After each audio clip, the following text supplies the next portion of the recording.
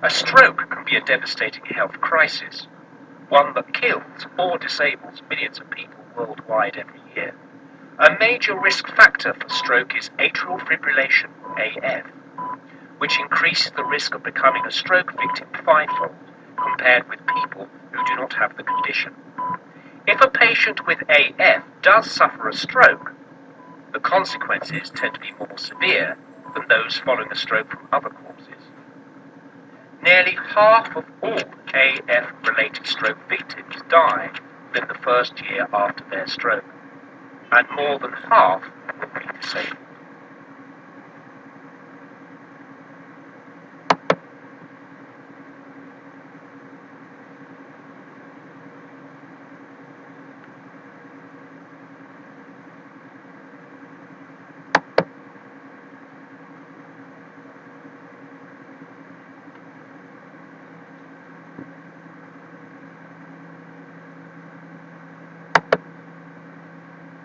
In AF, the heart works less effectively as a pump, with the result that there are areas within the heart where blood flow is slow or stagnant.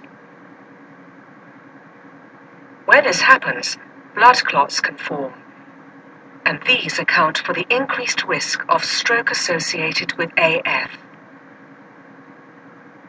The problem with a blood clot in the heart is that some or all of it can break away and travel along an arterial highway directly into the brain.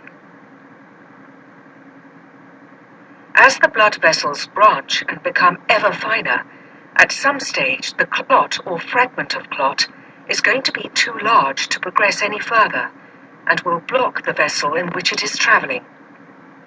This means that the surrounding area of the brain can no longer receive oxygen delivered by the blood, causing the nerve cells to stop working and ultimately die. This complication is called a stroke, or more precisely, an ischemic stroke.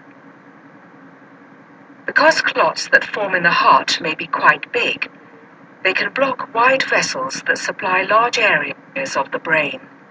Consequently, strokes arising from AF may often be fatal, or can cause temporary or permanent disabilities, depending on how long the oxygen supply to the brain is interrupted and which part of the brain was affected.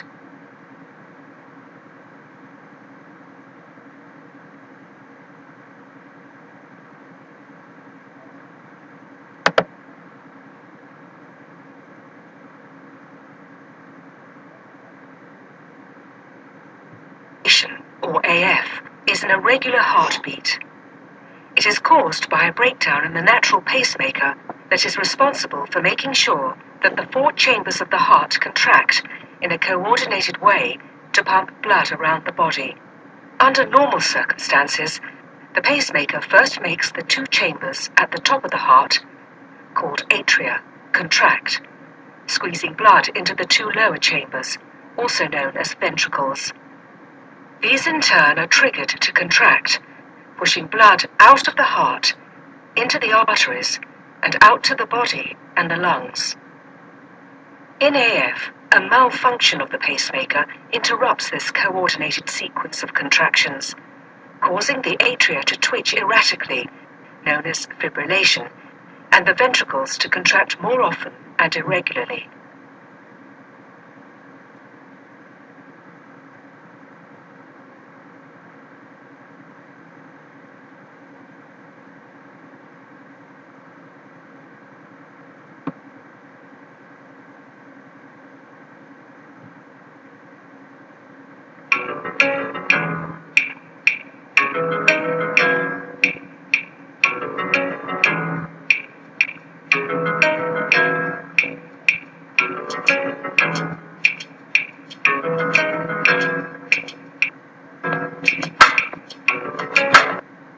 As the SA node that works continuously, much like a pump.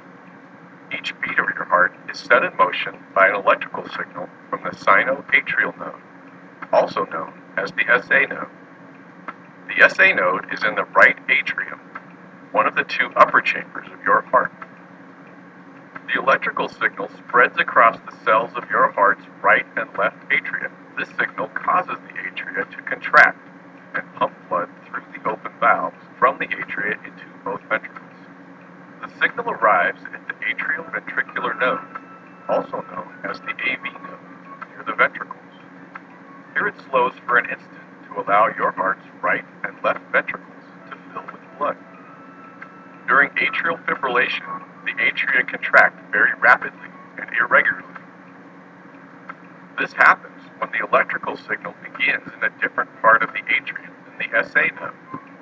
Abnormal electrical signals tend to begin in the left pulmonary veins rather than the SA node. Atrial fibrillation also can happen if the signal is conducted abnormally. The abnormal electrical signal causes the walls of the atria to quiver rapidly or fibrillate instead of contracting normally. As a result, the atria don't work efficiently and don't pump all their blood into the ventricles. In patients with atrial fibrillation, there are two main therapeutic strategies. Whichever strategy is chosen, it is very important to carefully assess and control the patient's blood clot and/or stroke risk with appropriate blood thinners.